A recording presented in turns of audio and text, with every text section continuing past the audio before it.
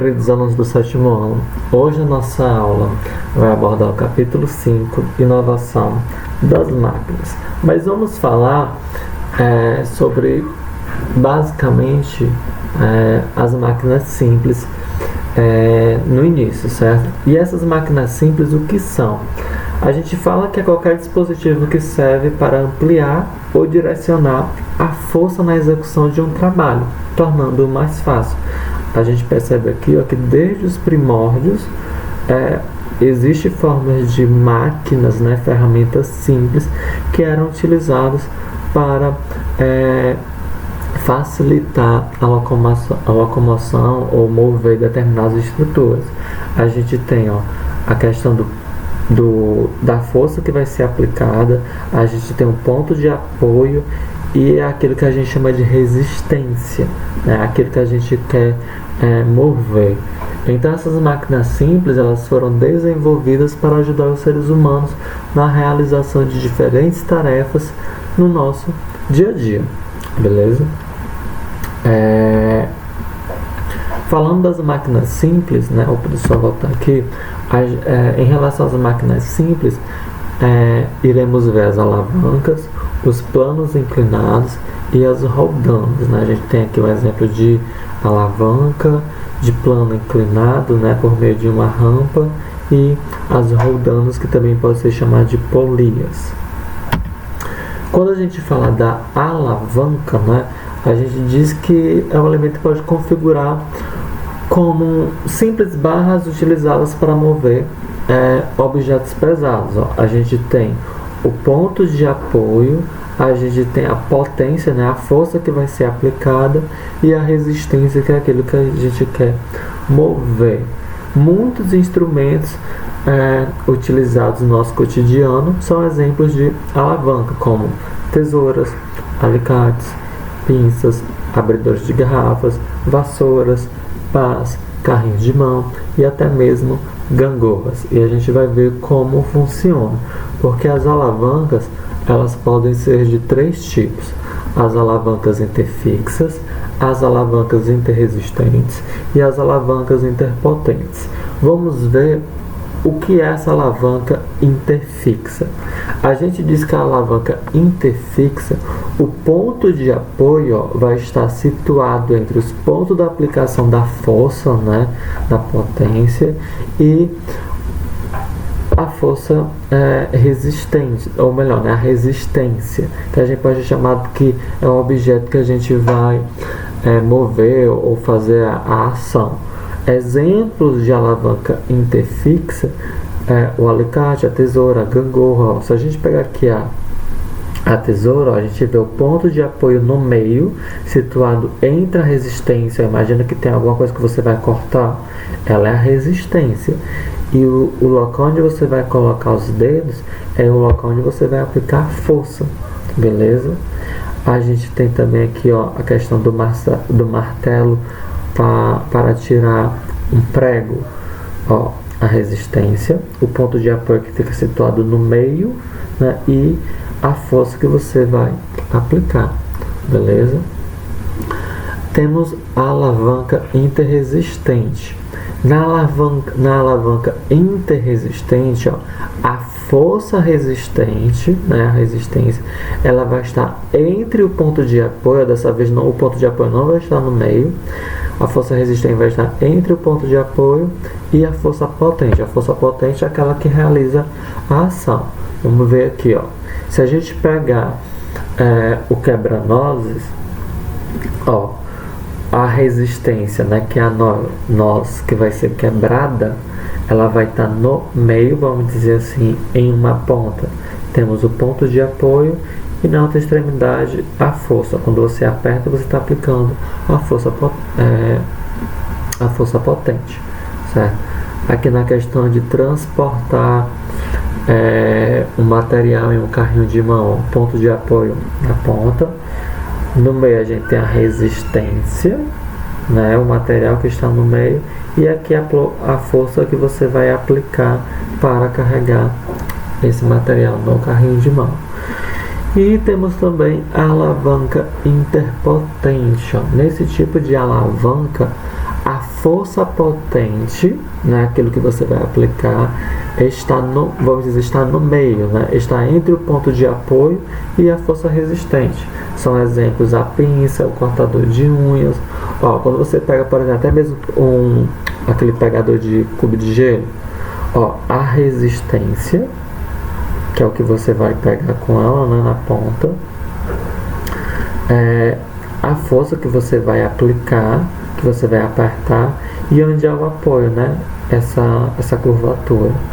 Até mesmo numa vara de pescar, dependendo do peixe que você está pegando, se for um pouquinho grande, ó, a resistência, a força que o peixe está colocando contra você, né, essa é a resistência. A força que você pega de uma forma quase no meio da vara, e o apoio.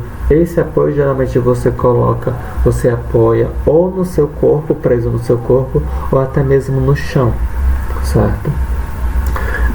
A gente tem o cortador de unha. Finja que isso aqui é um cortador de unha, que funciona no mesmo princípio. Aqui é onde vai ser aplicada a resistência da unha, né, que você vai cortar, a força que você vai aplicar e o apoio que tem, né, nessa região. Beleza? Então esses são os três tipos de alavancas: a interfixa, a interresistente e a interpotente. Se eu não me engano, no livro não tem essa interresistente, certo? Mas eu expliquei aqui em aula. Em relação às máquinas simples, a gente também tem os planos inclinados. Como o nome sugere, um plano inclinado é qualquer superfície plana cujas extremidades estão em alturas diferentes. A rampa é um exemplo muito comum de planos inclinados. Ora, eu vou facilitar o transporte de um material, até mesmo o acesso de uma pessoa com deficiência, né? A facilidade dela chegar a esse determinado ponto, que seria mais difícil acessar por meio dessa escada ou de uma região mais vertical, né? Temos também os parafusos como exemplo de planos inclinados, porque ele essa questão aqui, ó, que lembra uma escada giratória, né? Quando você gira o parafuso, ele vai conseguir penetrar, né, o determinado parede ou será material que você queira com a maior facilidade. Porque esse movimento circular permite com que ele penetre de forma mais fácil. Sem falar também cunha, o nome desse material, que facilita a questão da separação dos azulejos presentes em casa, cunhas.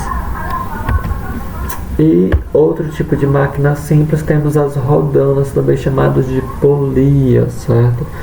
Essas rodanas são tipos de rodas utilizadas em máquinas para direcionar força feita sobre determinados objetos. Ora, se eu tenho um determinado material aqui e se eu vou tentar levantar ele diretamente, eu vou colocar muito mais esforço e às vezes eu nem mesmo consigo levantar. Mas quando eu direciono esse peso sobre uma corda e uma polia, não uma rodana, eu vou ter uma maior facilidade em erguer esse material. A gente observa também rodanas sendo utilizadas em máquinas de academia, né? Eu estou lá levantando 60 quilos, mas eu não estou levantando esses 60 quilos diretamente. Existe uma rodana que facilita, né, facilita com que esse material com que esse peso seja erguido.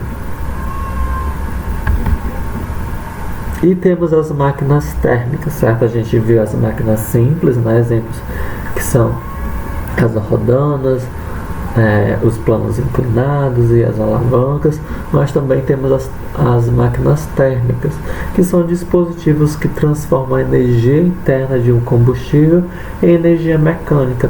E geralmente o mecanismo a qual atua nessas máquinas térmicas, eu tenho uma região que é uma fonte quente e eu tenho uma região que é uma fonte fria.